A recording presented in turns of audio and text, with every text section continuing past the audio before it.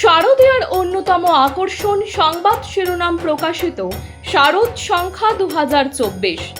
শারদীয়া 1431 দুর্গাপুজো উপলক্ষে সংবাদ শিরোনাম পত্রিকা আগামী 15ই আশ্বিন 1431 ইংরাজি 2রা অক্টোবর 2024 অর্থাৎ মহালয়ার পূর্ণ লগ্নে শারদ সংখ্যা প্রকাশ করতে চলেছে।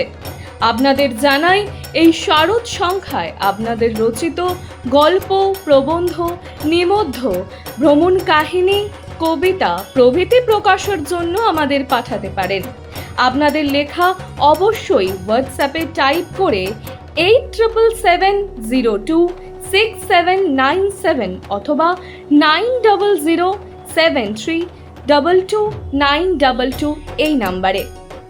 নদিয়া সীমান্তবর্তী চাপড়া এলাকায় শাসকের সন্ত্রাসের বিরুদ্ধে কর্মীদের উৎসাহ দিতে গিয়ে তৃণমূল কর্মী সমর্থকদের বিক্ষোভের মুখে কৃষ্ণনগর রাজবাড়ির রানীমা অমৃতা রায়। তাকে ঘিরে গো ব্যাক স্লোগান তৃণমূল কর্মী সমর্থকদের। চাপড়া থানার দইয়ের বাজার সমবায় সমিতি নির্বাচনে শাসক দলের সন্ত্রাসকে কেন্দ্র করে চাপড়া দইয়ের বাজার রাজ্য সড়ক অবরোধ কর্মসূচির খবর পেয়ে ঘটনাস্থলে চাপড়া পুলিশ আসে। এরপরই অবরোধ তুলে নেয়। যদিও কৃষ্ণনগর লোকসভা কেন্দ্রের বিজেপি প্রার্থী রানীমা অমৃতা রায় তিনি ঘটনাস্থলে এলে তাকে দেখে তৃণমূল কর্মী সমর্থকেরা গো ব্যাক স্লোগান দিতে থাকে।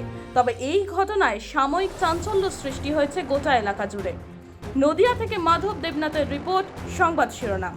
আপনাকে দেখে গো ব্যাক স্লোগান তুললে কি বলবেন? না, ওটা ওদের পলিসি। তারপরে আবার হাসছে, ক্ষমা চাইছে, হাত মেলাচ্ছে, ঠিক আছে, কোনো ব্যাপার না। কিন্তু বিজেপির অভিযোগ এখানে কোনো এজেন্ট ঢুকতে দেওয়া হয়নি তাদের। সেটা তো অন্য ব্যাপার।